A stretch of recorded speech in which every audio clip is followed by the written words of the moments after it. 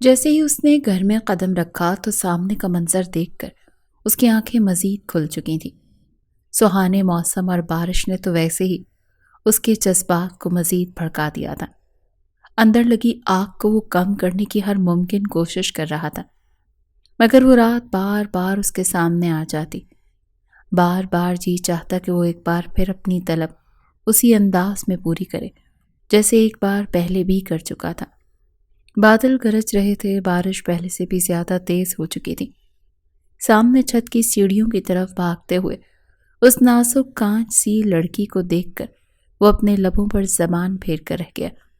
بارش تیز ہونے کی وجہ سے اس کے خد و خال واضح ہو چکے تھے، مکمل طور پر بھیگ چکے تھے۔ ایک لمحے کی بھی دیری کیے بغیر اور وہ اس کے پیچھے ہی جانے لگا۔ آج ہی تو صحیح موقع تھا، شاید گھر میں اماں موجود نہیں تھی۔ وہ چلتا ہوا چھت پر چلا آیا۔ وہ تیزی سے کپڑے اتار تو رہی تھی جو پہلے سے ہی بھیگ چکے تھے۔ جیسے ہی ارحم نے اس کی کمر پر اپنی انگلیاں ٹکائیں تو وہ کانپ سی چکی تھی۔ ایسے لگا جیسے کسی نے اس پر بجلی کی تار چھوڑ دی ہو۔ گھبرا کر وہ اس سے دور ہٹی۔ برستی بارش میں اس نے جب راحم کو اپنے سامنے دیکھا تو ہڑبڑا گئی۔ کئی قدم پیچھے ہٹ کر جو کپڑے اس کے ہاتھ میں تھے اس سے اپنے وجود کو چھپانے لگے۔ کہنے لگے، آپ یہاں کیا کر رہے ہیں؟ مجھے چھونے کی ہمت کیسے کی؟ ہٹے یہاں سے۔ لیکن وہ مزید قریب آ چکا تھا۔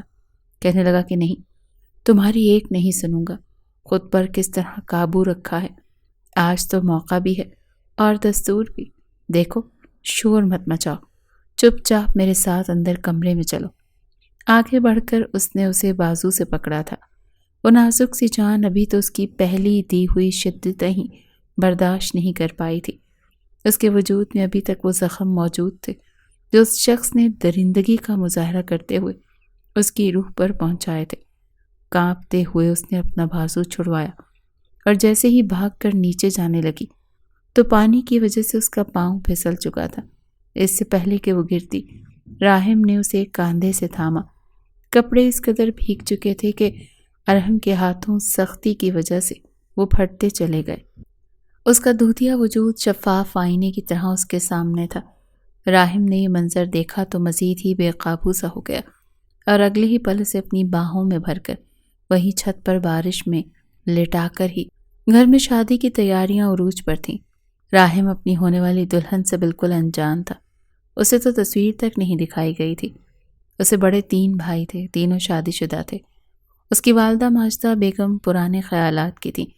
کہتی تھیں شادی سے پہلے ہمارے ہاں لڑکے کو لڑکی کی تصویر دکھانے کا یا ملاقات کروانے کا کوئی رواج نہیں ہے۔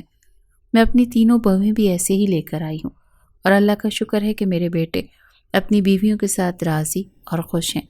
لیکن راحم کو اس بات پر اعتراض تھا۔ میں تو دیکھوں گا بھائی اور بات بھی کروں گا، لیکن ماجدہ بیگم نے صاف انکار کر دیا۔ تینوں بھائیوں میں سے کسی نے اس کا ساتھ نہیں دیا تھا۔ وہ کہتے تھے جب ہم نے اپنی بیویوں کو شادی کی رات ہی دیکھا تو تم بھی دیکھ لینا، تم کیوں اتنی بےتابی اور بے صبری دکھا رہے ہو؟ راحم کا شمار ان لڑکوں میں ہوتا تھا جنہیں شادی کا کچھ زیادہ ہی شوق ہوتا ہے۔ وہ شادی کو اپنا شوق پورا کرنے کا سامان سمجھتے ہیں، ذمہ داری نہیں۔ دل کے مچلتے ہوئے جذبات راحم کے دن بدن بڑھتے جا رہے تھے۔ کبھی کسی لڑکی کا تصور اس کی آنکھوں میں آ بیٹھتا تو کبھی کسی کا۔ پھر بھابھیوں نے تعریفیں بھی بہت کی تھی کہ تمہاری ہونے والی بیوی تو ہم تینوں کو مات دے جائے گی، اتنی خوبصورت ہے۔ یہ سن کر راحم کے اندر بڑھتے جذبات مزید بھڑکنے لگے تھے۔ جی چاہتا تھا کہ بس ہفتے دنوں میں ہی بدل جائے اور دن گھنٹوں میں، اور جلدی سے اس کی بیوی اس کے حجلہ عروسی میں بیٹھ جائے۔ جس دن اس کی شادی تھی اس کی بےتابیاں، اس کے جذبات ٹھاٹھے مار رہے تھے۔ بس نہیں چل رہا تھا کہ کیا نہ کر گزرے۔ دل ہی دل میں سوچ رہا تھا کہ پوری رات اپنی شدتیں اپنی بیوی پر بکھیرے گا، نہ خود سوئے گا نہ اسے سونے دے گا۔ نکاح کے بعد تو جیسے اس کے صبر کا پیمانہ ہی لبریز ہونے کو تھا۔ جب اس کی دلہن کو لایا گیا تو عروسی لباس پر ایک بڑی سی چادر ڈال کر گھونگھٹ نکالا ہوا تھا۔ وہ جو کوئی بھی تھی بھاری لہنگا بڑی مشکل سے سنبھال پا رہی تھی۔ ساتھ اس کی بہنیں تھیں، کسی نے اس کا لہنگا پکڑا ہوا تھا تو کسی نے اس کا ہاتھ۔ جب اسے اسٹیج پر لا کر راحم کے ساتھ بٹھایا گیا اور دودھ پلائی کی رسم ہوئی۔ راہم کو سب کچھ بہت برا لگ رہا تھا۔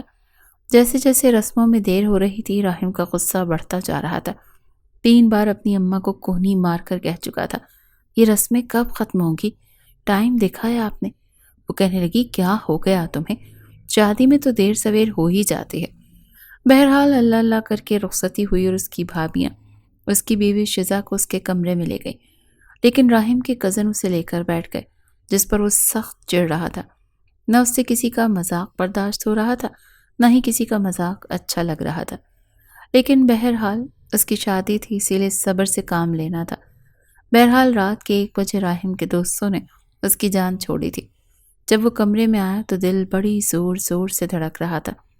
اندر بیٹھی اپنی دلہن کو دیکھنے کے لیے وہ بے حد بے تاب تھا۔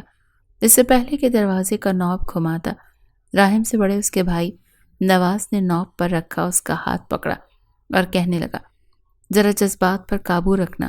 راہم کہنے لگا، آپ نے رکھا تھا؟ مجھے ابھی بھی یاد ہے کہ صبح رابعہ بھابھی کی حالت بڑی خراب تھی، اب میں اتنا بھی بچہ نہیں تھا کہ سمجھ نہ سکوں۔ نواز نے اپنا سر کھجاتے ہوئے نظریں چرائی تھیں۔ وہ کہنے لگا، لیکن تمہاری بیوی بہت نازک ہے، مجھے رابعہ نے بتایا تھا، یہ نہ بیچاری بے ہوش ہو جائے۔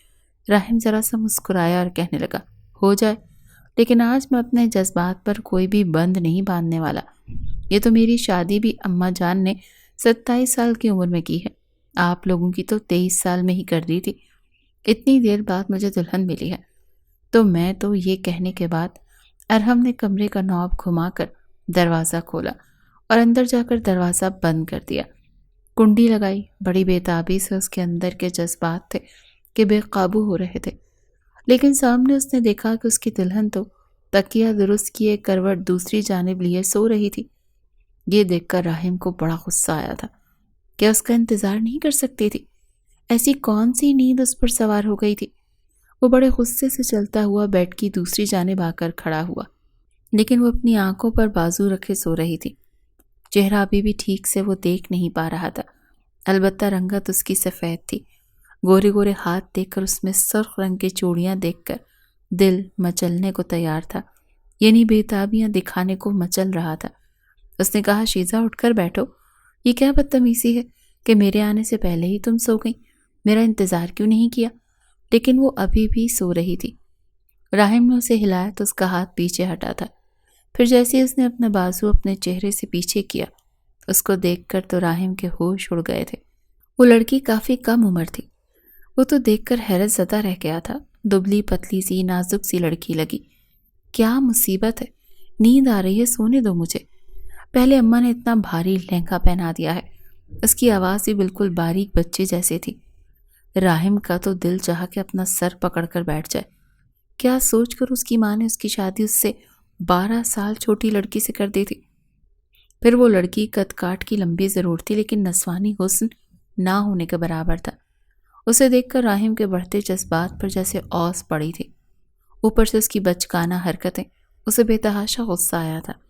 کیا کچھ نہیں سوچا تھا اس نے اس رات کے لیے، اور اسے لگ رہا تھا جیسے اس کی ماں نے اس کے ساتھ بہت بڑی زیادتی کر دی۔ ایک تو لڑکی کم عمر، اوپر سے بالکل لاابالی، یقیناً شادی کے رشتے سے بھی واقف نہیں ہوگی، اور اس میں اٹریکشن کے لیے کچھ تھا ہی نہیں جیسا کہ راہم چاہتا تھا۔ اس نے تو اپنے ذہن میں یہی سوچ رکھا تھا کہ اس کے لیے اس کی ماں پسند کی لڑکی لے کر آئے گی۔ جس وقت اس کی ماں نے رشتہ دیکھنا شروع کیا تو راہم نے بڑی بے دھڑک انداز میں رشتے والی سے تصویریں دیکھنے کو کہا تھا، مگر اس کی ماں نے فوراً اپنا جوتا اس کی کمر میں گھسایا تھا۔ کہنے لگی کہ بے شرم، ہٹ یہاں سے۔ کہا نا، میں نے لڑکی میری پسند کی ہوگی تو اسے تب بھی دیکھے گا تو، جب وہ تیرے کمرے میں تیری عزت بن کر بیٹھی ہوگی۔ وہ اپنی کمر سہلاتا ہوا کہنے لگا، اماں وہ تو ٹھیک ہے، لیکن بھائیوں کا دور اور تھا، میرا دور اور ہے۔ کم از کم مجھ سے کچھ مشورہ تو لے لیں، آخر کو شادی میں نے کرنی ہے، لڑکی بھی تو میری پسند کی ہونی چاہیے۔ اس کے ذہن میں یہ نقش بنا رکھا تھا کہ ایک خوبصورت حسین سڈول جسم کی لڑکی ہو، سفید رنگت ہو، گلابی بھری گالیں، جنہیں دیکھ کر وہ دنیا و مافیہ سے بیگانہ ہو جائے۔ اسے شروع سے ہی دبلی پتلی لڑکیوں سے چڑ تھی۔ آج تک اس نے لڑکیوں پر بری نظر تو نہیں رکھی تھی، لیکن ہاں، نسوانی حسن پر پورا اترنے والی لڑکیوں کو دیکھ کر وہ یہی سوچا کرتا تھا کہ میں بھی جب شادی کروں گا تو کسی ایسی ہی لڑکی کی عزت سے کروں گا جو ہر طرح کے لحاظ سے ایک خوبصورت شاہکار ہو، جس کے پہلو میں وہ ایک بار چلا جائے تو خود کو اس کی سرشاری سے نکالنا ناممکن سا ہو جائے۔ لیکن آج کیا ہوا تھا؟ اس کی ماں نے تو جیسی لڑکی اس کے پلے باندھی تھی جو دبلی پتلی سوکھی کانٹے جیسی تھی، رنگ ہی سفید تھا، نین نقش بھی ٹھیک تھے، مگر جس طرح کا فگر وہ ایک لڑکی کا چاہتا تھا ویسا اس میں کچھ بھی نہیں تھا۔ بالکل سلم اور فلیٹ تھی، جیسے کوئی تنکا کپڑے پہن کر کھڑا کر دیا ہو۔ اس پر شزا کا یوں بے نیازی سے سونا۔ وہ تڑخ کر بولا، اٹھ کر بیٹھ رہی ہوں یا پھر میں اپنے طریقے سے تمہیں بٹھاؤں؟ شزا اٹھ کر بیٹھ گئی۔ زیورات یوں ہی پہنے ہوئے تھے۔ وہ تو اس لڑکی کو دیکھ کر بے دل سا ہوا تھا۔ وہ کہنے لگی، کیا بات ہے؟ مجھے نیند آ رہی ہے، اماں نے صبح سویرے کا جگایا ہوا تھا۔ وہ کہنے لگا، تم سونے آئی ہو؟ تمہاری اماں نے اتنی کم عمر میں تمہاری شادی کیوں کر دی؟ کیا پاگل تھی تمہاری اماں؟ یہ سن کر اس کے ماتھے پر بل پڑے۔ وہ کہنے لگی، میری اماں کو پاگل کیوں کہہ رہے ہیں؟ اماں کہتی ہیں شادی اس عمر میں ہو جانی چاہیے۔ راہم کہنے لگا، شادی کے قابل بھی تو انسان ہو، خود کو دیکھا ہے تم نے؟ کچھ بھی نہیں ہے تمہارے اندر۔ پتہ نہیں میری ماں نے تمہیں کیا دیکھ کر پسند کر لیا۔ وہ بیڈ پر بیٹھ گیا۔ وہ بڑے غصے میں تھا۔ شزا نے ماتھے پر بل ڈالے۔ وہ اس کی بات سمجھ ہی نہیں پا رہی تھی کہ وہ کہنا کیا چاہ رہا تھا۔ وہ کہنے لگی، مجھے سب پتا ہے شادی کیا ہوتی ہے۔ اماں نے ساری باتیں سمجھا کر بھیجا ہے اور میں شادی کے قابل بھی ہوں۔ یہ سن کر بڑے غصے سے راہم نے اس کی طرف دیکھا۔ وہ کہنے لگا، اچھا چلو پھر بتاؤ مجھے کیا ہوتا ہے شادی کی رات؟ ایسا بھی تمہاری اماں نے تمہیں کیا بتا دیا ہے؟ وہ بڑے شوق سے اٹھ کر بیٹھ گئی اور آلتی پالتی مار کر بیٹھی ہوئی تھی۔ راہم کہنے لگا، چلو بتاؤ۔ وہ کہنے لگی، سب سے پہلے تو آپ مجھے منہ دکھائی دیں گے، چلو جلدی سے نکالے میری منہ دکھائی۔ راہم کہنے لگا، منہ دکھائی اسے دی جاتی ہے جس کا منہ پسند آئے، مجھے تو تمہارا کچھ بھی خاص پسند نہیں آیا۔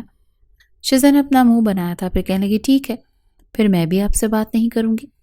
اس وقت راہم کے جذبات اس قدر اسے تنگ کر رہے تھے کہ اس نے سوچا جو ہے جیسی ہے، کم از کم آج کی رات تو گزاروں۔ اس نے اپنی جیب سے ایک مخملی ڈبیا نکالی اور اس کے ہاتھ پر بے دلی سے رکھ دی۔ سوچا تو یہی تھا کہ اپنی بیوی کو انگوٹھی پہنائے گا اور بڑی محبت بھری باتیں کرے گا، لیکن شزا کو دیکھ کر اس کے دل میں محبت جیسے تو کوئی جذبات پیدا ہی نہیں ہو رہے تھے، البتہ دوسرے جذبات ضرور تنگ کر رہے تھے۔ شزا کو بھی پرواہ نہیں تھی۔ اس نے ڈبیا کھولی، سونے کی انگوٹھی دیکھ کر اس کی آنکھیں چمکی اور پھر اپنی انگلی میں پہن لی۔ وہ کہنے لگا، اب آگے؟ وہ کہنے لگی، آپ دودھ کا گلاس پئیں گے؟ سامنے سائڈ ٹیبل پر رکھا دودھ کا گلاس راہم نے پکڑا اور ایک ہی گھونٹ میں پی گیا۔ پھر اپنا منہ صاف کر کے کہنے لگا، اب؟ شزا کہنے کی، لائٹ بند ہوگی اور پھر صبح ہو جائے گی اور اس کے بعد پتہ ہے کیا ہوتا ہے؟ راہم کہنے لگا، کیا ہوتا ہے؟ وہ کہنے لگی، بچہ ہوتا ہے۔ مجھے بچے بہت اچھے لگتے ہیں، میرا کوئی چھوٹا بہن بھائی جو نہیں ہے۔ میں اماں سے کہتی تھی مجھے چھوٹا بچہ لا کر دو، مجھے چھوٹے بچے اچھے لگتے ہیں۔ اماں کہتی تھی شادی کر لو بچہ مل جائے گا۔ سچ بتاؤں تو میں نے شادی اسی لیے کی ہے، مجھے بچہ چاہیے جو میرا ہوگا۔ پتہ ہے میں محلے والوں کے بچوں کو جب پکڑتی تھی، پیار کرتی تھی تو مجھ سے چھین کر لے جاتی تھی۔ وہ بالکل بچگانہ انداز سے باتیں کر رہی تھی، لیکن اس کی آنکھوں میں بچوں کے نام پر بڑی محبت اور چمک تھی۔ راہم کہنے لگا، تمہیں لگتا ہے کہ بچہ بڑی آسانی سے آ جاتا ہے؟ وہ کہنے لگی، ہاں اور کیا، بس ایک رات کی ہی تو سونا ہوتا ہے، وہ بھی شوہر کے ساتھ۔ یہ سن کر راہم ہنسنے لگا، زور زور سے ہنسنے لگا، اور شزا کچھ خفت میں مبتلا ہوئی تھی۔ اسے لگا شاید اس نے کچھ غلط بول دیا۔ وہ کہنے لگا، وہ ایک رات ہی تمہاری چیخیں نکال کر رکھ دے گی، بڑی آئی بچہ پیدا کرنا ہے۔ پہلے خود کو آئینے میں دیکھو، تمہارے پاس بھی آنے کو دل نہیں چاہتا۔ چلو جاؤ کپڑے بدل کر آؤ، موڈ ہوا تو کچھ کر لوں گا ورنہ منہ ادھر کر کے سو جانا، بچہ چاہیے اسے۔ راہم تمسخرانہ انداز میں بولا تھا۔ شزا اٹھ کر کھڑی ہو گئی، اپنے زیورات اتارے، دراز میں پھینکے۔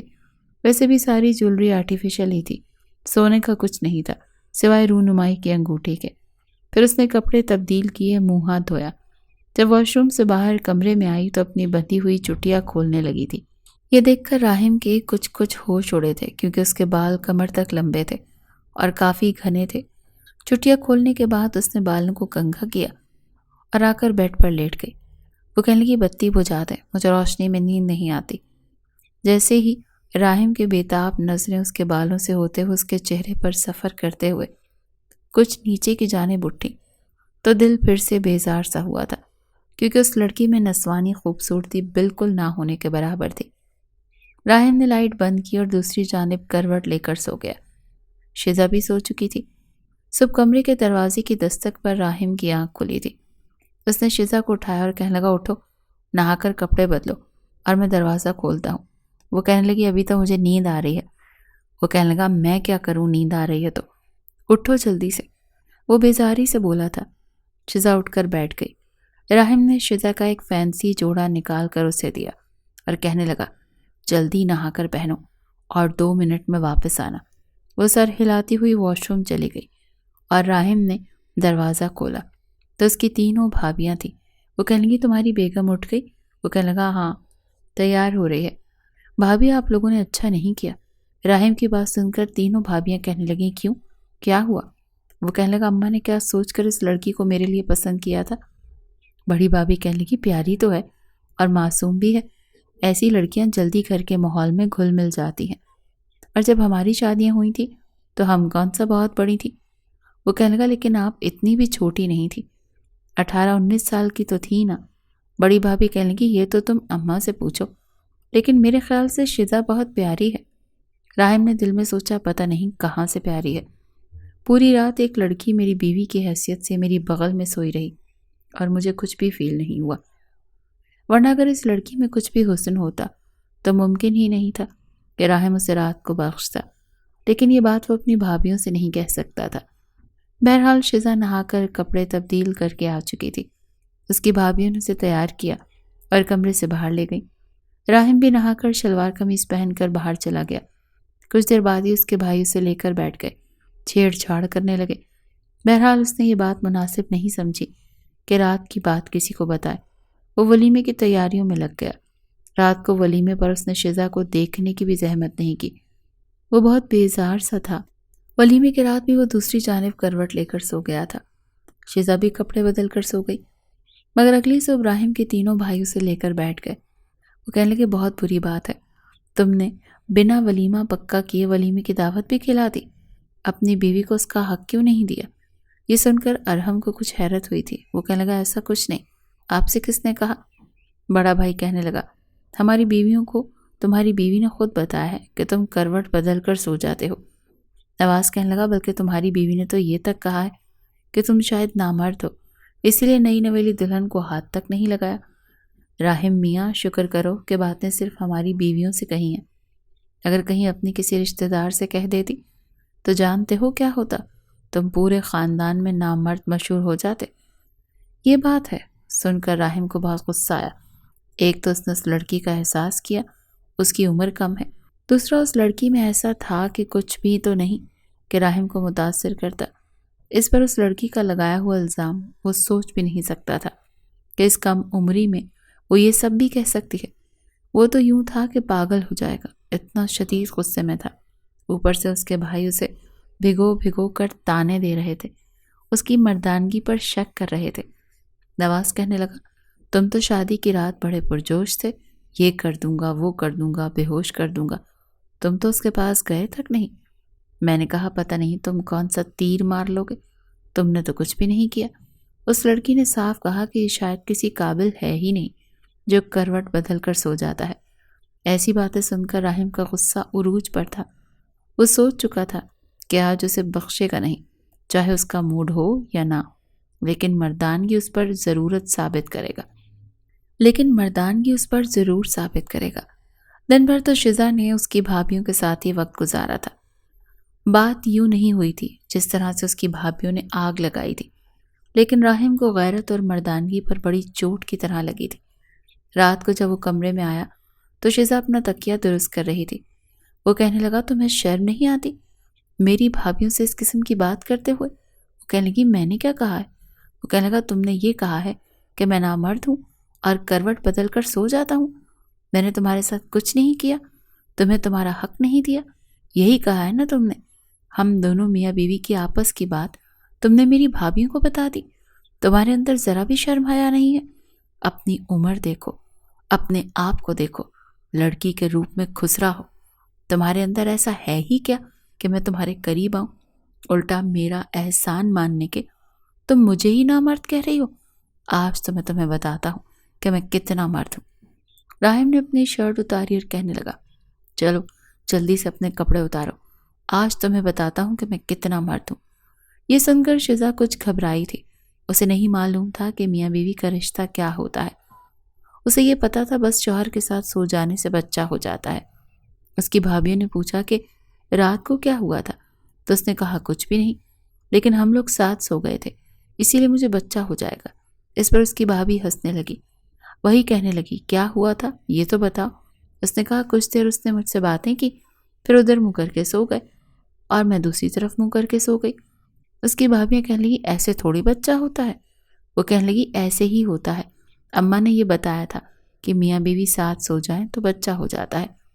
تینوں بھابیاں اس کا بڑا مذاق اڑانے لگی، اور ساتھ میں راہم کا بھی، کہ لگتا ہے وہ تو اس قابل ہے ہی نہیں کہ بیوی کے ساتھ کچھ کر سکے۔ جب شزا نے نامرد کا لفظ سنا تو کہنے لگی، ہاں ہو سکتا ہے وہ نامرد ہو۔ شزا کو تو یہ تک نہیں پتا تھا کہ نامرد ہوتا کیا ہے، کسے کہتے ہیں۔ وہ اپنے والدین کی چھوٹی بیٹی تھی۔ بڑے دونوں بہن بھائیوں کی شادی کافی پہلے ہو چکی تھی، اور وہ تھی بھی ان سے 15 سال چھوٹی، اور اس کے بعد کوئی بہن بھائی نہیں تھا۔ لیکن اسے بچوں سے بہت محبت تھی، اسے بچوں کا بہت شوق تھا۔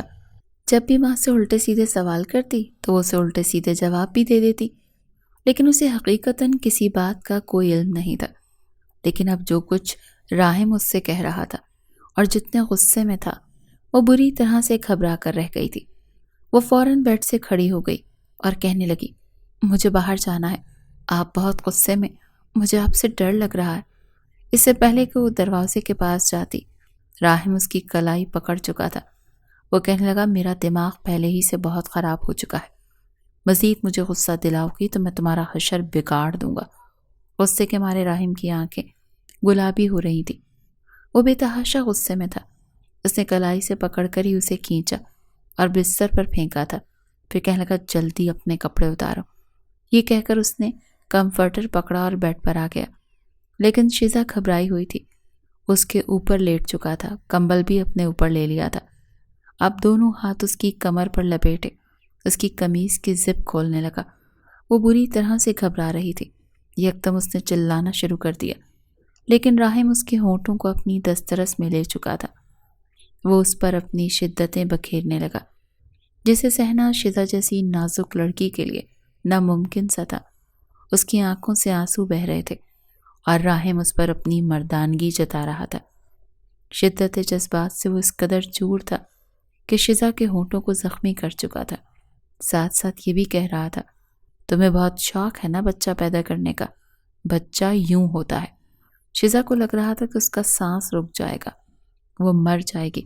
جب راہم کے جذبات کچھ ٹھنڈے پڑے تب تک وہ بے حال ہو چکی تھی۔ اسے لگ رہا تھا وہ زندہ نہیں رہ پائے گی۔ پتہ نہیں اسے متعارف کروایا تھا یا پھر کوئی سزا دی تھی۔ بس راہم کے لیے یہ سب کچھ اتنا انا کا مسئلہ بن گیا تھا۔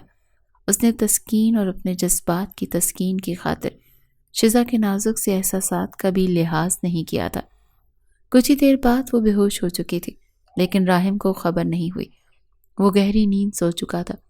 صبح جب اس کی آنکھ کھلی تو اس نے شزا کو ہونٹ سے بہتا ہوا خون دیکھا، اس کی گردن پر ناخن کی کھونچیں دیکھی، جگہ جگہ اپنی وحشت کے نشان اس کی گردن پر تھے۔ وہ دیکھ کر اسے کچھ شرمندگی کا احساس ہوا تھا۔ اس نے ضرورت سے زیادہ ہی اسے اپنے جنون کا نشانہ بنایا تھا۔ اب اسے افسوس ہو رہا تھا۔ اس لڑکی کی آنکھوں سے آنسو ابھی بھی بہہ رہے تھے۔ وہ دھیرے دھیرے سے سانس لے رہی تھی۔ یہ دیکھ کر راہم کے 14 طبق روشن ہوئے تھے۔ وہ فوراً سے اٹھ کر بیٹھ گیا۔ شزا، شزا کہہ کر اس نے ہلانے لگا، لیکن وہ نیم بے ہوشی میں تھی۔ آنکھوں سے آنسو بہہ رہے تھے، ہونٹ کپ کپا رہے تھے۔ جو حالت اس نے کی تھی، اگر وہ کسی کو بلاتا تو یقیناً اس کی ماں اسے بہت باتیں سناتی۔ وہ تو بری طرح سے گھبرا گیا تھا۔ اپنے آپ کو سرزنش کرنے لگا کہ یہ میں نے کیا کر دیا۔ وہ خود کو ملامت کرنے لگا کہ اتنا غصے میں آنے کی کیا ضرورت تھی۔ بہرحال اس کی حالت دیکھ کر لگ رہا تھا جیسے وہ جی نہیں پائے گی، اسے کچھ ہو جائے گا۔ اس نے جلدی سے سائڈ ٹیبل سے جگ اٹھایا اور گلاس میں پانی ڈال کر اس کے منہ پر چھڑکا اور کچھ اسے سہارا دے کر بیٹھا کر اس کے منہ پر گلاس لگایا، لیکن پانی اس کے منہ سے باہر گر گیا تھا۔ کچھ بھی اس لڑکی کے اندر نہیں جا رہا تھا۔ اب تو اس کے ہوش اڑنے لگے تھے۔ اس نے دیکھا صبح کے 5 بج رہے تھے۔ اس وقت کوئی نہیں اٹھتا تھا۔ اس نے شزا کو بیڈ پر لٹایا اور خود باہر نکل گیا۔ دیکھا تو سب کمرے بند تھے۔ گاڑی پورچ میں کھڑی تھی۔ اس نے گاڑی کی پچھلی نشست کا دروازہ کھولا، واپس کمرے میں گیا، شزا کو گود میں بھرا اور اسے ایک گاڑی کی پچھلی نشست پر لٹا دیا۔ مین گیٹ دھیرے سے کھولا اور گاڑی باہر نکالی۔ مین دروازہ بند کیا، چھوٹے دروازے کی چابی جیب میں ڈالی اور تیز رفتاری سے گاڑی چلاتا ہوا ہاسپٹل پہنچا تھا۔ ڈاکٹر کے پاس لے کر گیا تو ڈاکٹر پوچھنے لگی کہ اس کے ساتھ ریپ ہوا ہے۔ یہ سن کر راہم کا جی چاہا کہ چلو بھر پانی میں ڈوب مرے۔ کیا حال کیا تھا اس نے اس کا۔ اگر یہ کہتا کہ میں نے اپنی بیوی کا یہ حال کیا ہے تو یقیناً وہ ڈاکٹر اسے ٹکا ٹکا کر سناتی۔ وہ کہنے لگا جی اس کے ساتھ ایسا ہی کچھ ہوا ہے۔ ڈاکٹر افسوس کرنے لگی۔ وہ کہنے لگی بڑے بے رحم لوگ تھے، بچی کا کیا حال کر دیا ہے۔ لگتا ہے کسی ایک نے درندگی کا نشانہ نہیں بنایا، پتہ نہیں کتنے لوگوں نے اسے برباد کیا۔ آپ کو کیا یہ راستے سے ملی ہے؟ راہم کہنے لگا جی یہ میری کزن ہے اور اس کے ساتھ۔ راہم کو سمجھ نہیں آ رہا تھا کہ بات کو کیسے سنبھالے۔ ڈاکٹر کہنے لگی اچھا ٹھیک ہے، میں اس کا ٹریٹمنٹ کرتی ہوں، آپ یہ میڈیسن لا دیں۔ کچھ دوائیاں اس نے لکھ کر دیں، پھر کہنے لگی اس کے ساتھ کوئی لیڈیز نہیں آئی؟ کسی خاتون کو آنا چاہیے تھا۔ راہم کہنے لگا کسی کو خبر نہیں ہے کہ اس کے ساتھ یہ سب ہوا ہے۔ میں تو گھر جا رہا تھا تو راستے میں مجھے یہ گری ہوئی ملی۔ جب دیکھا تو میں فوراً سے ہاسپٹل لے آیا۔ ایک کے بعد ایک جھوٹ بول رہا تھا۔ ڈاکٹر نے سلپ پکڑائی تو فوراً سے اس نے چیزیں لا کر دیں، تمام میڈیسن لا کر نرس کو دیں۔ شزا کو ڈرپ لگائی گئی، انجیکشن لگائے گئے۔ 1 گھنٹے بعد اس کی طبیعت کچھ سنبھلی تھی۔ اس سے پہلے کہ شزا کچھ کہتی، راہم اس کے قریب آیا۔ وہ کہنے لگا ڈاکٹر کے سامنے منہ مت کھولنا پلیز شزا۔ شزا کی آنکھوں سے ابھی بھی آنسو بہہ رہے تھے۔ وہ ڈاکٹر کہنے لگی میں نے ٹریٹمنٹ تو کر دیا ہے لیکن یہ پولیس کیس ہے، آپ ایسا کریں پولیس سے رابطہ کریں، ہم اس لڑکی کو بنا انویسٹیگیشن کے نہیں چھوڑ سکتے۔ یہ سن کر تو راہم کے ہوش اڑے تھے۔ وہ کہنے لگا دیکھیں آپ اس لڑکی کو بدنام مت کریں، یہ لڑکی اس کنڈیشن میں نہیں ہے کہ کچھ بتا سکے، اور اگر یہ بات پھیل گئی تو آپ نہیں جانتی کتنی بدنامی ہو جائے گی لڑکیوں کی۔ میں آپ کو پیسے دے دیتا ہوں لیکن آپ اس کیس کو دبا دیں۔ یہ سن کر لیڈی ڈاکٹر نے اسے شک بھری نظروں سے دیکھا۔ وہ کہنے لگی کہیں تم نے تو اس کے ساتھ ریپ نہیں کیا جو تم اتنا ڈر رہے ہو؟ راہم کے تو چکے چھوٹے تھے۔ وہ کہنے لگا نہیں میں نے کچھ نہیں کیا، میں اس لڑکی کی بدنامی ہی نہیں چاہتا۔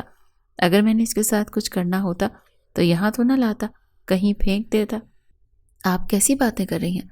وہ کہنے لگی تو تم کیوں چاہتے ہو کہ کسی کو کچھ پتہ نہ چلے؟ ایسی باتیں چھپتی تھوڑی ہیں۔ وہ کہنے لگا میں اس سے نکاح کر لوں گا، اسے سہارا دوں گا، لیکن پلیز آپ میرا ساتھ دیں، آپ کسی کو مت بلائیں خدا کے لیے، بات پھیل گئی تو بڑی بدنامی ہو جائے گی۔ بڑی مشکل سے اس نے لیڈی ڈاکٹر کو راضی کیا تھا، پھر شزا کو اپنے ساتھ واپس لے آیا، لیکن وہ بہت خوفزدہ تھی۔ وہ کہنے لگا کوئی پوچھے تو کہنا تم واش روم میں گر گئی تھی۔ اس وقت تو وہ بڑے آرام سے بات کر رہا تھا، لیکن شزا گمسم تھی۔ میاں بیوی کے رشتے کا جس طرح سے آغاز راہم نے کیا، شزا کو نفرت سی ہو گئی تھی اور راہم بھی اس سے بہت برا لگنے لگا تھا۔ راہم کو اسے اعتماد دینا چاہیے تھا، لیکن اس نے اسے باتیں سنائی، اپنی مردانگی دکھائی۔ اس نے تو کچھ کہا ہی نہیں تھا، اسے تو کچھ پتا ہی نہیں تھا۔ جب وہ گھر آیا تب بھی سب سو رہے تھے، کسی کو یہ نہیں پتا چلا کہ شزا کے ساتھ ہوا کیا تھا۔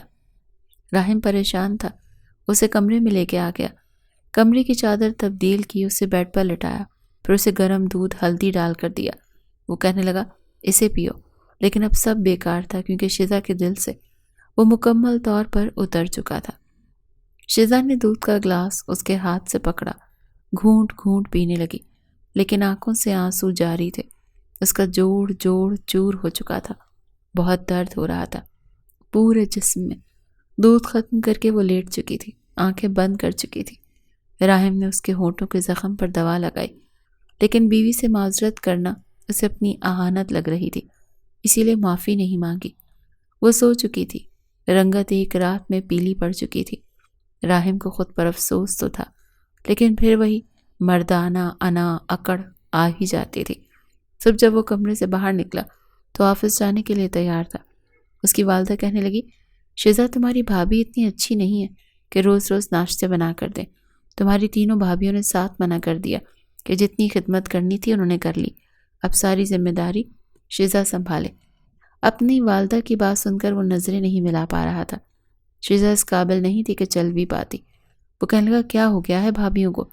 4 دن کام نہیں کر سکتی کیا؟ اور وہ آپ کی بہو ہے اماں، اتنی کم عمر لڑکی ہے. آپ نے میرے گلے باندھ دی. واش روم میں گر گئی ہے وہ، اتنی چوٹیں آئی ہیں اسے اندر ہی اندر. اور ہم کو یہ افسوس تھا کہ اگر وہ عمر کی کچھ بڑی ہوتی تو شاید اس کی یہ حالت نہ ہوتی. لیکن جتنے جنون میں وہ تھا، کوئی بھی لڑکی ہوتی تو اس کی حالت شیزا جیسی ہی ہونی تھی. یہ سن کر وہ واش روم سے گر گئی ہے. فرحانہ بیگم کو تو سینے پر ہاتھ گیا تھا. وہ کہنے لگی ہائے ہائے کیسے گر گئی، اور تم اب بتا رہے ہو مجھے؟ ہٹو پیچھے. اور ہم کو پیچھے کر کے کمرے میں گئیں. شیزا کی حالت دیکھ کر پریشان ہو گئی تھی. وہ کہنے لگی اسے تو بہت چوٹیں لگی ہیں، کیسے گر گئی؟ رنگت کیسے پیلی پڑ گئی ہے بچی کی. اور تم آفس کے لیے تیار ہو رہے ہو؟ گاڑی نکالو، میں اسے ڈاکٹر کے پاس لے کر جاتی ہوں. وہ کہنے لگا ڈاکٹر کیا کر لے گی؟ گری ہے، ٹھیک ہو جائے گی. وہ کہنے لگے کہ ناخن کے نشان کیسے لگے؟ وہ کہنے لگا مجھے کیا پتا، واش روم میں گری ہے، اس کے اپنے ناخن بڑے ہیں، لگ گئے ہوں گے. اماں آپ سوال جواب کم کریں، بس اسے کچھ کھانے پینے کو دیں. میں نے ویسے ہی ہلدی والا دودھ پلا دیا تھا. وہ روئی جا رہی تھی. مجھے آفس جانا ضروری ہے، میں جاؤں؟ راحم نے جان چھوڑائی تھی. فرحانہ بیگم کہنے لگی جاؤ، میں دیکھ لوں گی. راحم تو وہاں سے جا چکا تھا، لیکن سارا دن آفس میں بھی اس کا دھیان شیزا کی طرف ہی رہا. بہت بار موبائل اٹھایا کہ اس کے نمبر پر کال کرے اور اسے اس کی صحت کے بارے میں پوچھے، لیکن اندر ہی اندر شرمندگی اسے کھائے جا رہی تھی. بار بار گزشتہ رات کے گزرے لمحات اس کو یاد آ رہے تھے، اور وہ جو لیپ ٹاپ پر ٹائپنگ میں مصروف تھا، فوراً اس کا دھیان اپنے کام سے ہٹ کر جاتا. اگر کوئی سوال کرتا تو کھوئے کھوئے انداز میں ہی اس کا جواب دیتا. جس وقت آفس سے چھٹی ہوئی تو بھاری قدموں کے ساتھ آفس سے نکلا، اور 10-15 منٹ تو ایک ہی جگہ کھڑا گہرے گہرے سانس لے کر خود کو مطمئن کرنے لگا. نہ جانے کیوں وہ آج گھر جانے سے کترا رہا تھا. گھر جاتا تو نہ جانے اس کی ماں، اس کی بھابیاں کیسی نظروں سے اسے دیکھتی، کیسے کیسے سوال کرتی. اگر کہیں اس نے نادانی میں بھابیوں کو سب کچھ بتا دیا ہوتا تو یہ پاگل لڑکی تو پہلے بھی نہ جانے کیا کچھ ان سے کہہ چکی تھی. یہی سوچ کر راحم خود کو سب کی نظروں میں شرمندہ سا محسوس کر رہا تھا. بہرحال گھر تو جانا تھا. آج وہ کافی لیٹ گھر پہنچا تھا. جیسے ہی گھر میں داخل ہوا تو سامنے اس کی بڑی بھابھی اسے گھر میں آتا دیکھ کر گھور گھور کر ہی اسے دیکھ رہی تھی، جبکہ دوسری بھابھی جو اس وقت کرسی پر بیٹھی رات کی بریانی کے لیے سلاد کاٹ رہی تھی، اسے آتا دیکھ کر فوراً اپنا دوپٹہ ٹھیک کیا اور منہ ہی منہ میں بڑبڑانے لگی. وہ گھبرا سا چکا تھا. ذہن میں وسوسے گردش کرنے لگے کہ کہیں شیزا نے سب کو سب کچھ بتا تو نہیں دیا. وہ بوجھل قدموں کے ساتھ جیسے ہی کمرے میں آیا تو سامنے فرحانہ بیگم اس سے ٹکرا گئیں. کہنے لگیں کہ آج آنے میں اتنی دیر کیوں کر دی؟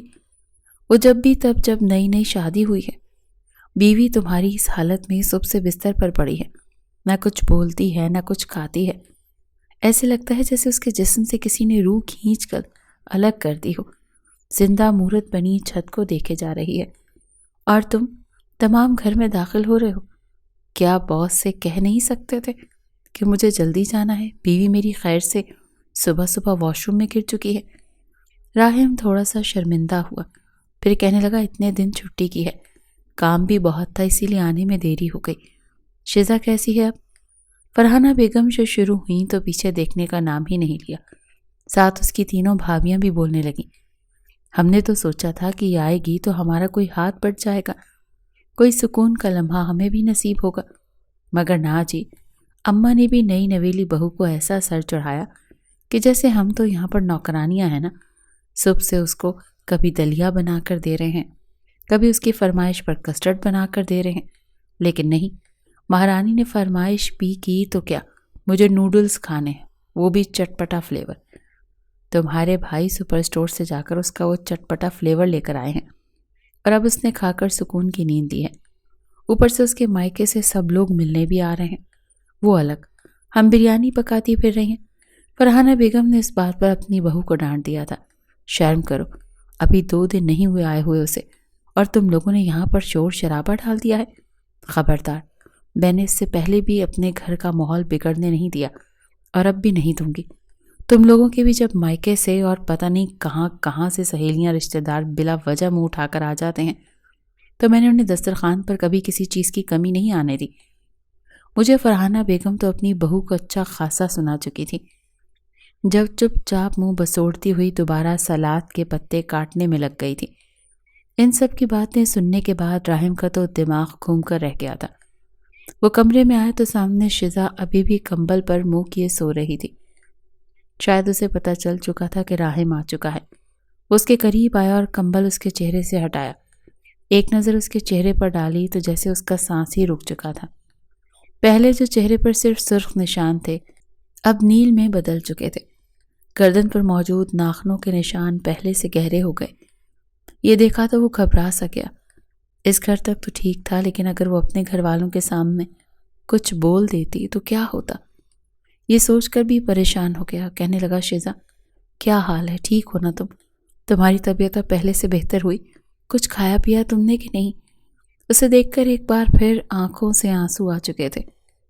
وہ سہم کر فوراً اپنا دوپٹہ ٹھیک کرنے لگی اور ایک کونے میں جا کر سمٹ کر بیٹھ گئی۔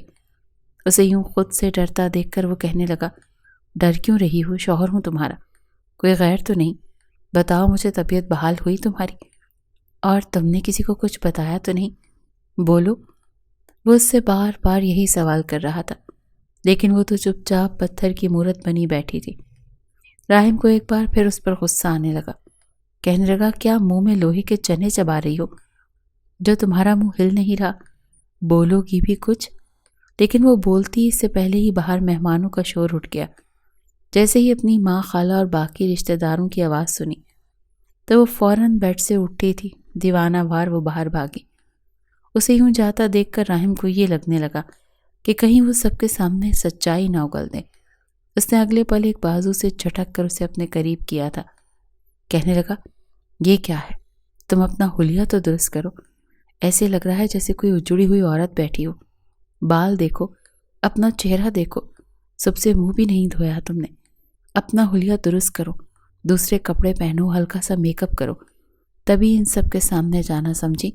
اور ہاں، خبردار کسی کو کچھ بھی بتانے کی کوشش کی تو یہی کہنا کہ گر گئی تھی اور تمہارے اپنے ہی ناخن تمہارے جسم پر لگے۔ وہ اسے یہ سب کچھ سمجھانے کی کوشش کر رہا تھا اور وہ اپنا ہاتھ چھڑوا کر کہنے لگی، بچی نہیں ہوں میں، مجھے جو بہتر لگے گا میں وہی کروں گی۔ اپنے حکم کا پابند کرنے کی کوشش مت کیجیے مجھے۔ اس کی یوں چلتی زبان سن کر راحم کو غصہ آ چکا تھا۔ اس نے اپنا حلیہ درست کیا۔ وہ ٹھیک 10 منٹ بعد دونوں کا کمرے سے باہر آئے تھے۔ اپنی بیٹی کو اس خوبصورت جوڑے میں دیکھ کر اور شزا کی ماں اور خالہ تو خوش ہوئی تھی، لیکن جب اس کے چہرے پر دھیان دیا تو وہ پریشان سی ہو گئی۔ دوپٹہ اس نے کچھ اس انداز میں کیا تھا کہ اس کی گردن کسی کو دکھائی نہیں دے رہی تھی، لیکن چہرے پر موجود نیل اور لبوں کے قریب موجود وہ زخم دیکھ کر پریشان ہو گئی۔ کہنے لگی، کیا ہوا میرے بچے؟ ٹھیک تو ہو؟ یہ تمہارے چہرے پر زخم کیسے آیا؟ کیا ہوا ہے تمہیں؟ وہ اس سے پوچھ رہی تھی اور شزا ان کے گلے لگ کر پھوٹ پھوٹ کر رونے لگی۔ سب کو تو جیسے سانپ ہی سونگھ چکا تھا۔ فرحانہ بیگم کہنے لگی، ارے بیٹا کیا ہو گیا؟ میری بچی ایسے روتے نہیں ہیں، شاباش، تم تو ہماری اتنی اچھی بہو ہو۔ اسے بچوں کی طرح بلا رہی تھی۔ کچھ دیر بعد وہ خاموش ہو گئی، لیکن اس نے اپنا منہ نہیں کھولا تھا۔ کھانا کھانے کے بعد وہ کہنے لگی، اماں کے ساتھ ان کے گھر جاؤں گی۔ فرحانہ بیگم کہنے لگی، بیٹا ہمارے یہاں سے کوئی رسم نہیں ہے، تم ہفتہ ڈیڑھ یہاں پر رہو، ہمارے ساتھ گھلو ملو، اس کے بعد اپنے مائکے چلی جانا۔ لیکن اپنی بیٹی کی حالت دیکھ کر وہ کہنے لگی، بہن جی میں شزا کو اپنے ساتھ ہی لے کر جاؤں گی۔ دیکھو تو بچی کے چہرے پر کیسے نیل ہیں اور نشان پڑ چکے ہیں، پتہ نہیں کیسے ظالمانہ طریقے سے گری ہے۔ کچھ روز ہمارے ساتھ رہے گی، پھر اسے واپس چھوڑ جائیں گے۔ کیوں بیٹا راحم، آپ کو کوئی اعتراض تو نہیں؟ راحم کیا کرتا بیچارہ، نفی میں سر ہلا کر رہ گیا۔ سارے مہمانوں کے جانے کے بعد وہ گہری سانس خارج کر کے اپنے کمرے میں آ کر نیند دراز ہو چکا تھا۔ شزا تو جا چکی تھی، نہ جانے کب واپس آتی۔ وہ نیند دراز آنکھیں موند کر بیٹھا تھا جب دھڑلے سے دروازہ کھلا۔ رات کے 11 بج رہے تھے، سب سو چکے تھے۔ جب اس کے تینوں بھائی کمرے میں آئے، ایک نے اس کو گریبان سے پکڑا دوسرے نے بازو پکڑے اور تیسرے نے 3-4 مکے اس کے پیٹ میں جڑ دیے۔ اپنے بھائیوں کی حرکت پر وہ سمجھ نہ پایا کہ ہوا کیا ہے۔ بازوں کے ساتھ ساتھ اس کے منہ پر بھی اس کا بڑا بھائی ہاتھ رکھ چکا تھا تاکہ اس کے چیخنے کی آواز ماں کے کانوں تک نہ پہنچ سکے۔ کہنے لگے، یہ کیا حرکت کی ہے تو نے؟ کیا ہمیں الو سمجھ رکھا ہے؟ یا ہم اندھے ہیں؟ بچے ہیں، ہمیں کچھ پتا نہیں ہے کیا؟ کیا کیا ہے تو نے اس معصوم لڑکی کے ساتھ؟ تجھے سمجھا کر بھیجا تھا کہ وہ بچی ہے، اس کے ساتھ کچھ مت کرنا، مگر جیسی اس کی حالت ہے، جانتا بھی ہے تو کیا ہو سکتا تھا؟ اپنے بھائیوں کے سامنے وہ شرمندہ تو ہو چکا تھا۔ پھر کہنے لگا، میں کچھ نہیں جانتا، سمجھ میں آیا آپ کو؟ مجھے اس بارے میں کچھ نہیں پتا، کیا ہوا ہے کیا نہیں۔ نہ اٹھاتی سوال میری مردانگی پر، پھر میں بھی اس کے ساتھ ایسا کچھ نہ کرتا۔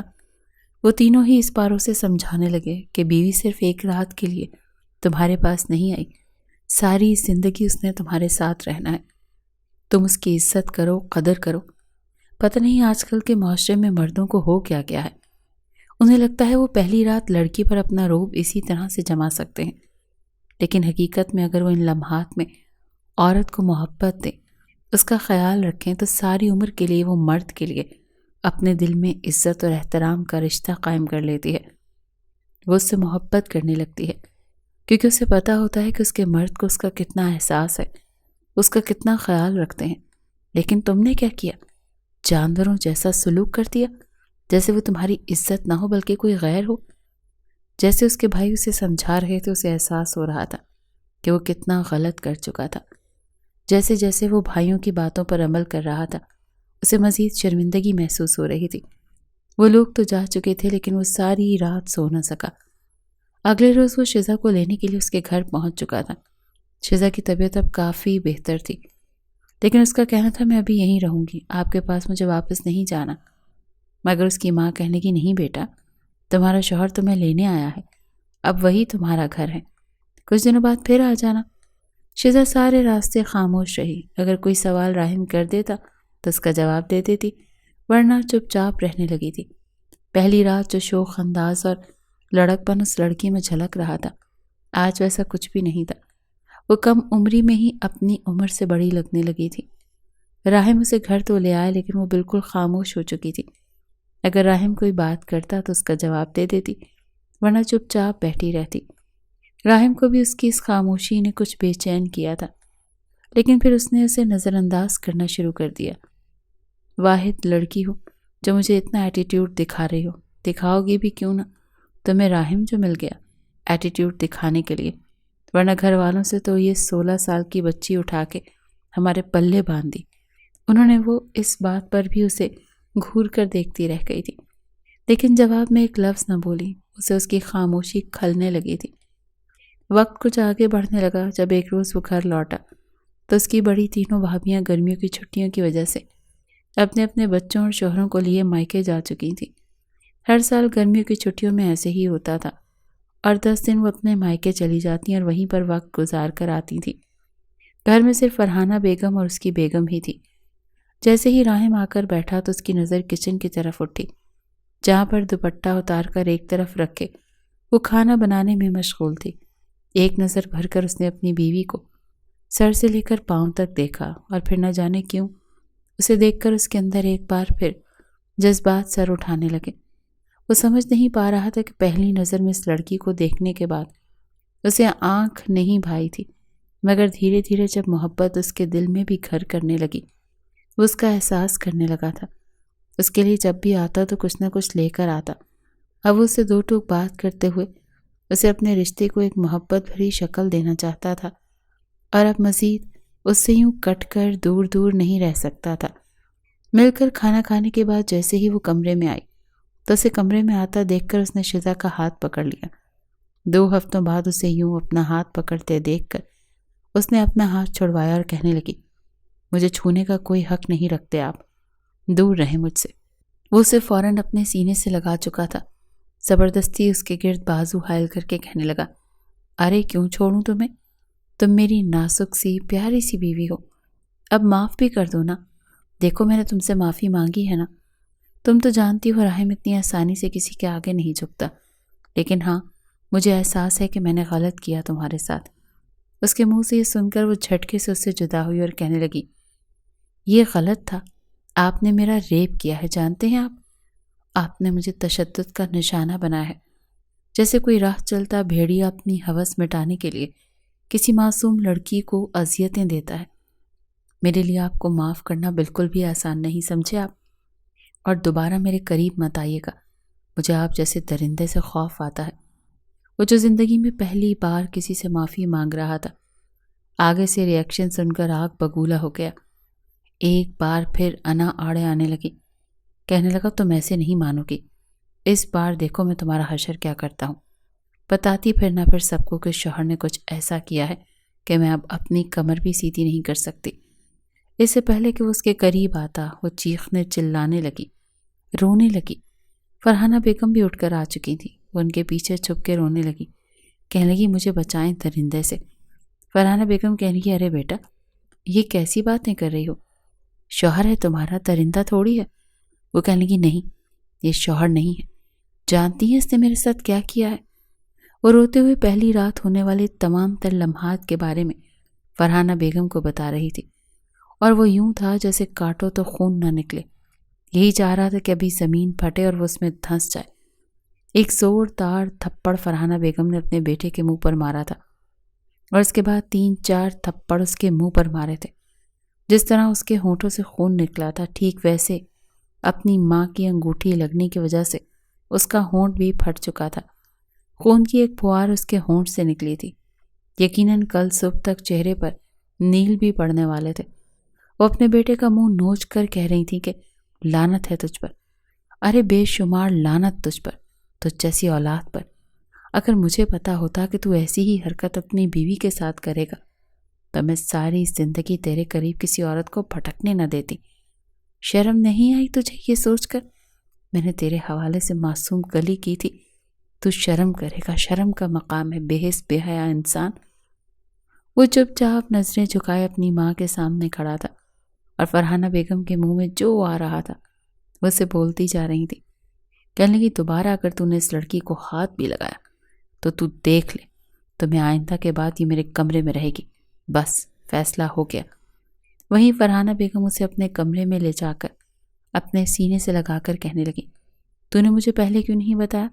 اس نے تیرے ساتھ ایسا سلوک کیا، میں اسے پہلے ہی سبق سکھا دیتی۔ فرحانہ بیگم اپنے بیٹے کی حرکت کی وجہ سے کافی غصے میں تھی۔ وہیں اپنی تینوں بیٹوں کی اولادوں کو جوان ہوتا دیکھ کر یہ فیصلہ کر چکی تھی، جیسے ہی تینوں بیٹے اپنے اپنے سسرال سے واپس آئیں گے تو انہیں الگ کر دیں گی۔ گاؤں میں ان کی بہت سی زمینیں تھیں، اور گزشتہ 1 سال سے تینوں بھائیوں کے الگ الگ گھروں کی تعمیر شروع ہو چکی تھی۔ جیسے ہی تینوں بچے واپس آئے تو فرحانہ بیگم نے اپنی تینوں بہوؤں اور بیٹوں کو نئے گھروں میں شفٹ کروا دیا تھا، اور خود یہی فیصلہ کیا تھا کہ وہ اسی گھر میں رہیں گی جہاں پر ان کی ڈولی آئی تھی۔ راحم شہزاد اور فرحانہ بیگم اس گھر میں رہ چکے تھے۔ اب وقت کے ساتھ ساتھ راحم کو اپنی غلطی کا احساس ہو چکا تھا۔ جیسے جیسے وقت گزر رہا تھا، شزا کا اس نے مزید نکھار سامنے آ رہا تھا۔ وہ پہلے کی طرح دبلی پتلی نہیں رہی تھی، بلکہ اس کی نسوانی حسن میں پہلے سے کہیں زیادہ اب بہتری آ چکی تھی۔ اسے دیکھ کر راحم سے اب بھی برداشت نہیں ہوتا تھا، لیکن اس نے خود پر اپنی تسکین کو حاوی نہیں ہونے دیا تھا، بلکہ وہ شزا کا دل جیتنا چاہتا تھا۔ سب سے پہلے تو اس نے اپنی ماں کو منایا تھا۔ جب بھی گھر آتا ان کے لیے کوئی نہ کوئی تحفہ لے کر آتا، کبھی چوڑیاں، کبھی آئس کریم، کبھی اس کے فیورٹ نوڈلز۔ دھیرے دھیرے اس کا رویہ کافی بہتر ہونے لگا، لیکن ابھی بھی وہ اس کے کمرے میں آ کر نہیں سوتی تھی۔ ایک روز جب فرحانہ بیگم نے دیکھا تو شزا کو بھی سمجھایا کہ بیٹا وہ بچپن تھا، نادانی تھی، میری بھی غلطی تھی کہ میں نے تم جیسی کم عمر لڑکی کو 27 سالہ بیٹے سے بیاہ دیا۔ اگر میرا بیٹا تمہاری عمر کا ہی ہوتا تو شاید یہ سب کچھ نہ ہوتا۔ بہرحال جو ہونا تھا ہو گیا، لیکن اب تمہیں اور میرے بیٹے کو اس رشتے کو آگے بڑھانا ہوگا۔ مجھے امید ہے کہ وہ دوبارہ تمہارے ساتھ ایسا رویہ نہیں رکھے گا۔ اب تو تم بھی سمجھدار ہو چکی ہو۔ شزا نے اپنی ساس کی بات پر حامی تو بھر لی تھی۔ دھیرے دھیرے اس کے دل میں موجود خوف بھی کم ہونے لگا۔ उस शाम भी जब राहिम उससे बारिश में भीगता हुआ देखा तो उसे आकर बाहों में भर लिया था। इस जोर ज़बरदस्ती में उसके कपड़े भी फट चुके थे। वो रोने लगी थी, लेकिन राहिम उसे बाहों में भरकर कमरे में ले आया। अपने हाथों से उसके लिए दूसरा सूट निकाला और तौलिए में उसे लपेट कर उसके माथे पर अपने लब रख दिए। कहने लगा, प्लीज़ शिजा, बंद कर दो, शौहर हूँ तुम्हारा, क्यों मुझसे मज़ीद शर्मिंदा करना चाहती हो? मुझे अपनी गलती का एहसास है, मैंने जो किया, तुम भी मुझे अज़ियतों का शिकार कर लो, लेकिन अब मुझे खुद से मज़ीद दूर मत रखो। मैं तुम्हें पहले जैसी हंसती मुस्कुराती बचकाना हरकतें करने वाली शिजा के रूप में देखना चाहता हूँ। शिजा पहले तो बेरुखी दिखाती रही। कहने लगी, मुझे आपके साथ कोई रिश्ता नहीं रखना। अगर इतना ही शौक़ है ना ये सब कुछ करने का तो जाएं, दूसरी शादी कर लें। राहिम ये सुनकर हैरान हुआ था। उसकी आंखें तो खुली की खुली रह गई थी। कहने लगा, अच्छा, सच कह रही हो, मैं दूसरी शादी कर लूँ? वो बेरुखी के अंदाज में कहने लगे कि हाँ कर लें, मुझे क्या, मैं कौन सा आपसे मोहब्बत करती हूँ जो मुझे खबर सुनकर अपनी चूड़ियाँ तोड़ दूँगी और दीवार में सर दे मारूंगी और सर फाड़ लूँगी। ये कहकर वो कमरे से जा चुकी थी, जबकि राहिम के चेहरे पर एक मुस्कुराहट फैल गई थी। अगले ही रोज़ उसने अपने प्लान बी पर काम करना शुरू कर दिया। जानबूझकर उसके सामने मोबाइल पर देखकर मुस्कुराता रहता, मोबाइल कान से लगाकर बातें करता रहता। शुरू में तो शिजा ने यह सब नोट किया, लेकिन जब उसने उसे मोबाइल पर रोमांटिक बातें करते हुए देखा तो जल बन चुकी थी। धीरे धीरे उसका इतना अपनायत और ख्याल देखकर मोहब्बत तो वो भी करने लगी थी, लेकिन कहने से कासिर थी। उस शाम उसे ये कहते सुना कि बहुत जल्द मैं तुमसे शादी कर लूँगा और फिर इस कमरे में तुम्हें लाकर उसी बेड पर तुम्हारे साथ सुहाग रात मनाऊंगा। तो शिजा थोड़ी घबराई थी, कमरे में दाखिल हुई और अगले ही पल गुस्से से मोबाइल छीन लिया, जिस पर किसी से वीडियो कॉल पर बात कर रहा था। कहने लगी, आपकी हिम्मत कैसी हुई किसी और के साथ ऐसी बातें करने की? हाँ। दूसरे हाथ से वो राहिम को गिरेबान से पकड़ चुकी थी, जबकि राहिम खिल खिलाकर हंसा था। पूरे कमरे में उसके हंसने की आवाज़ें गूंज रही थी। वो कहने लगा, मैडम स्क्रीन पर तो देखो। जैसे ही उसने स्क्रीन पर देखा तो उसके चेहरे पर शर्मिंदगी आई थी, क्योंकि वहाँ पर तो उसी की तस्वीर थी, वो दुल्हन बनी बैठी थी। अगले ही पल राहिम उसे खुद पर गिरा चुका था, बाजुओं में मजबूती से भरकर उसके लबों को अपने लबों के करीब कर गया और फिर मुस्कुरा कर कहने लगा, बस इतनी ही बर्दाश्त थी तुम में? वो कहने लगी, छोड़े मुझे, आप ये हक नहीं रखते मेरे साथ ऐसा मजाक करने का, और ना ही मुझे छूने का, और ना ही आपको मुझसे कोई मोहब्बत है। उसकी आंखों में फिर से आंसू आने लगे, लेकिन राहिम ने इस बार उसके आंसुओं को अपने लबों से चुन लिया। कहने लगा, माफ़ कर दो ना, मैं वादा करता हूँ अगर अगली बार मैंने तुम्हारे साथ किसी भी तरह की सख्ती बरती तो जो सज़ा चाहे दे लेना। शिजा ने उसकी बात सुनी तो कहने लगी, पक्का दोबारा मेरे साथ करेंगे जो बच्चों की तरह मुंह बनाकर कह रही थी? राहिम कहने लगा, चाहो तो आजमा लो। अगले पल वो शर्माते हुए कहने लगी, अच्छा दरवाज़ा तो बंद कर दो, इसकी क्या ज़रूरत है? उसने अपना चेहरा राहिम के सीने में छुपा लिया था। उसकी पसंद देखकर राहिम तो जैसे खुद को अलग दुनिया में ही महसूस करने लगा। बाहर बादल बरस रहे थे, बारिश हो रही थी और वो उसे अपनी बाहों में भरकर अपनी शिद्दतें, प्यार और मोहब्बत से उस पर लुटा रहा था। शिजा मुस्कुराकर अपना आप उसे सौंप गई थी।